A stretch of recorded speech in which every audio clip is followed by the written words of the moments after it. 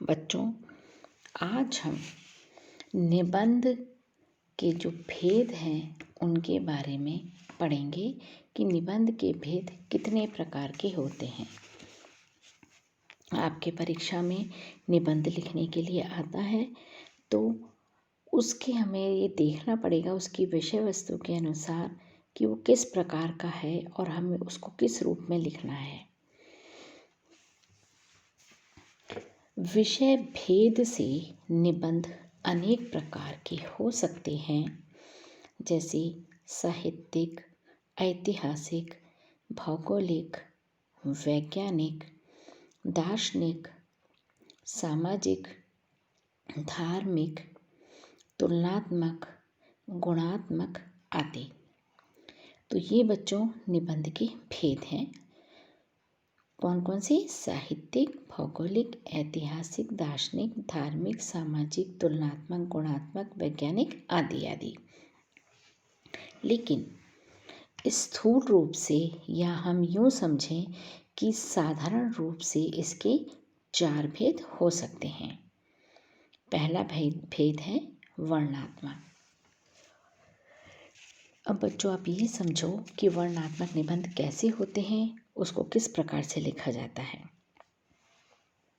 ये वे निबंध हैं जिनमें आँखों से देखी, कानों से सुनी, अन्य किसी प्रकार से अनुभव की हुई किसी प्राकृतिक वस्तु, दृश्य या स्थान आदि का वर्णन हो।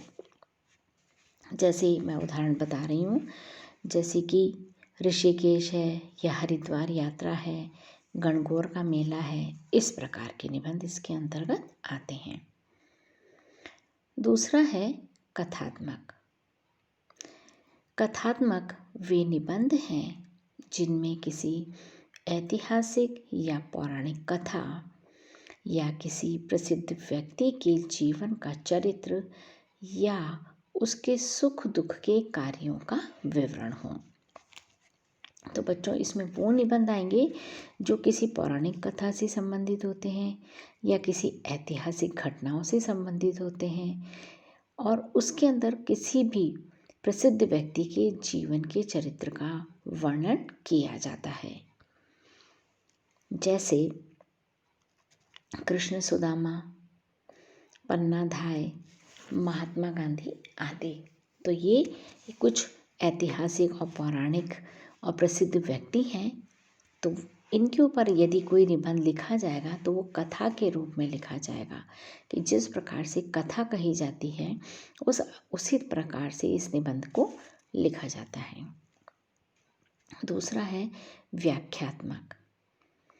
व्याख्यात्मक निबंध वे हैं जिनमें किसी विषय की विस्तृत व्याख्या की गई हो। मतलब कोई एक ऐसा बिंदु होना चाहिए जिस पर कि हम उसको विस्तार रूप में, डिटेल में हम उसको बता सकें। जैसे कि दया, अब एक विषय मिल गया आपको कि दया पर लिखो निबंध, तो अब आप कैसे लिखोगे? व्याख्यात्मक रूप में ही इसको लिखना पड़ेगा। जैसे दया के भेद बताए, दया किस प्रकार होती है, कैसे उत्पन्न होती है, किस प्रकार से की जाती है, मन के भाव हैं आदि आदि।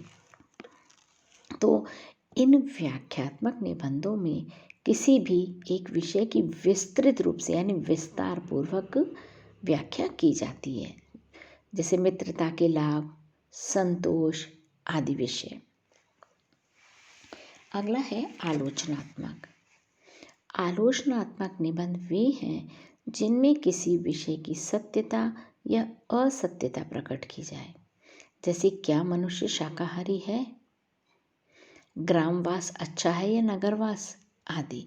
यानी यहाँ पर आपको आलोचना करनी पड़ेगी कि भाई क्या सही है और क्या गलत है, आपको इसके अंतर्गत बताना पड़ेगा। तो अगर इस तरह का कोई ऐसे विषय वस्तु अगर आपके परीक्षा में कुछ भी इस तरह की आती है कि आपको लगता है कि आलोचनात्मक निबंध है, ये शीर्षक आलोचनात्मक है, तो उस पर आप उस प्रकार से लिख सकते हैं।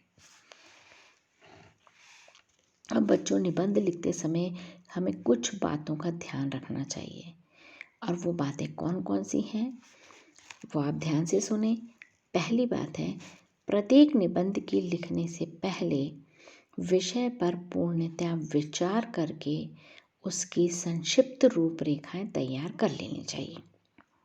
आपने शीर्षक पढ़ लिया, अब उसके ऊपर अच्छी तरह सोच विचार कर लो और उसका एक छोटा सा खाका अपने दिमाग में तैयार कर लो कि ये बिंदु इसमें आ सकते हैं। तो ऐसा करने से क्या होगा कि जो तुम लिख रहे हो ना, उस पर पूरा प्रकाश पड़ेगा और लिखने में भी सरलता हो जाएगी कि मुख्य बिंदु हमने पूरा डिसाइड कर लिया कि अब हमें इस टॉपिक पर क्या क्या लिखना है।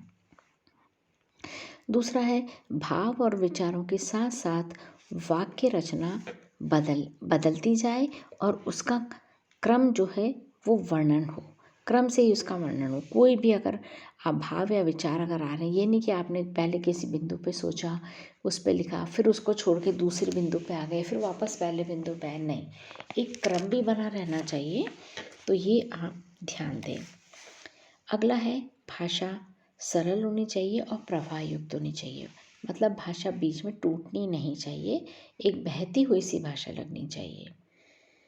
अगला बिंदु है लेख लिखने से पहले समय का भी ध्यान कर लेना चाहिए और समय के अनुसार ही लेख की सूची को विभाजित करना चाहिए। अब बच्चों, परीक्षा में आपके पास समय कम होता है, तो आपको जब निबंध लिखना है तो आप पहले ही सोच लें कि मुझे कितने समय में इस विषय को समाप्त करना है।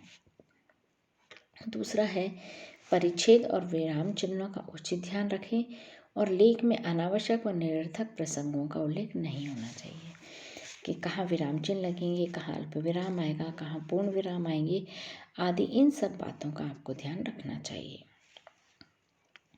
अगला बिंदु है प्रत्येक लेख के आरंभ, विस्तार और परिणाम का पूर्ण ध्यान रखना चाहिए। यानी आपने अगर प्रारंभ किया है तो उसका विस्तार कहाँ तक दे रहे हैं, आप कहाँ तक अपनी विषय वस्तु को विस्तृत रूप में बता रहे हैं और उसका परिणाम क्या है, यानी उपसंहार क्या है, उसका उद्देश्य क्या है, ये आपको स्पष्ट रूप से ज्ञात होना चाहिए। अगला है संयोजक वियोजक अवयवों का प्रयोग करने में सावधानी रखनी चाहिए। और वो क्या होते हैं संयोजक वियोजक अवयव, जैसे तो, कि, चूंकि, यानी, ये ऐसे शब्द हैं जो हम आम बोलचाल में बोलते हैं, लेकिन निबंध में इसका बार बार प्रयोग नहीं करना चाहिए, क्योंकि अगर आप इन शब्दों का बार बार प्रयोग करेंगे तो निबंध भद्दा लगेगा। अगले एक ध्यान देने योग्य बात है कि एक बार कही हुई बात को बार बार नहीं दोहराना चाहिए। दूसरा, विदेशी भाषाओं के जो शब्द हैं वो प्रयोग में लाए जाएं, लेकिन उनका बोलचाल में व्यवहार हो। आप निबंध लिख रहे हैं तो ऐसा नहीं कि बहुत कठिन कठिन विदेशी शब्दों का प्रयोग करें जो समझ में ही ना आए। आम बोलचाल में जिन शब्दों का प्रयोग हो रहा है, जैसे हम बोलचाल में हम इंग्लिश के शब्द बोलते हैं, अंग्रेजी के शब्द बोलते हैं, वो प्रयोग में आए तो उससे निबंध पर इतना असर नहीं पड़ता है। और अगला और अंतिम बिंदु है लेख समाप्त कर देने पर कम से कम उसे एक बार अवश्य दोहरा लेना चाहिए और जहाँ जहाँ त्रुटियाँ रह गई हैं उन्हें शुद्ध कर लेना चाहिए। यानी एक बार आपने पूरा निबंध लिख लिया तो आप उसको दोबारा सरसरी निगाह से पढ़ें कि कहीं विराम चिन्हों की या मात्राओं की तो गलती नहीं रह गई है। अगर कहीं गलती हमें दिखाई देती है तो हमें उसे अच्छी तरह से वापस से सुधार लेना चाहिए।